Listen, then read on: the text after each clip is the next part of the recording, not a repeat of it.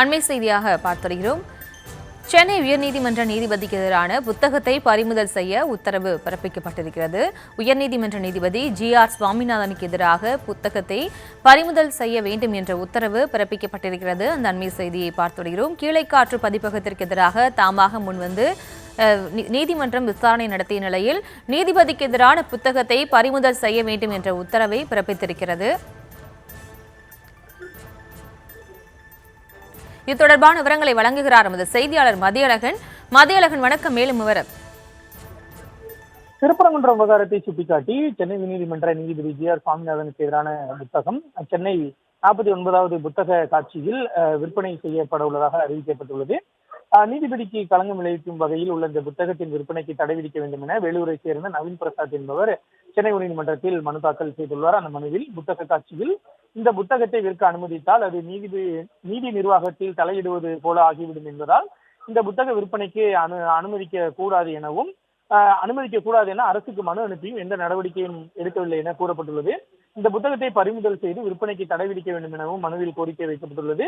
இந்த வழக்கு அவசர வழக்காக தலைமை நீதிபதி MM ஸ்ரீவத்சவா மற்றும் நீதிபதி G அருள்முருகன் அமர்வில் விசாரணை கொண்டது. அப்பொழுது மனுதாரர் சார்பில் வழக்கறிஞர் B ஜெகநாத் ஆஜராகி வாதிட்டார். இதனையடுத்து மத்திய அரசின் கூடுதல் சொலிசிட்டர் ஜெனரல் ARL சுந்தரேசன் ஆஜராகி இந்த புத்தகத்தில் களங்கம் படுத்தும் வகையில் வார்த்தைகள் உள்ளன, இருக்கும் ஆவணங்களின் அடிப்படையில் காவல்துறை நடவடிக்கை எடுக்கலாம் என்றார். அப்பொழுது குறுக்கிட்ட தலைமை நீதிபதி மிகவும் அவதூறான களங்கம் ஏற்படுத்தும் வார்த்தைகள் இந்த புத்தகத்தில் பயன்படுத்தப்பட்டுள்ளன, இது குறித்து அளிக்கப்பட்ட புகார் மீது விசாரணை நடத்தி இருக்க வேண்டும், அதற்கும் நீதிமன்றம் உத்தரவிட வேண்டுமா என அரசுக்கு நீதிபதிகள் கேள்வி எழுப்பினர். மிகவும் தீவிரமான இந்த விவகாரம் தொடர்பான புகார் மீது என்ன நடவடிக்கை எடுக்கப்பட்டது, புத்தக காட்சியில் இந்த புத்தகத்தை விற்பனை செய்ய எப்படி அனுமதி வழங்கப்பட்டது எனவும் கேள்வி எழுப்பினர்.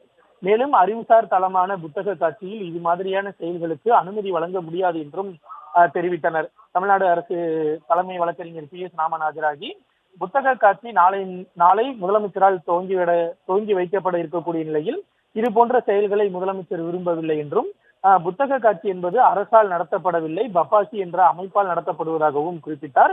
இந்த புத்தக காட்சியில் இந்த குறிப்பிட்ட புத்தகம் விற்கப்படவில்லை என்பதை அரசு உறுதி செய்யும் எனவும் அதற்கேற்ப காவல்துறை வைத்து நடவடிக்கை எடுக்கப்படும் என தெரிவித்தார்.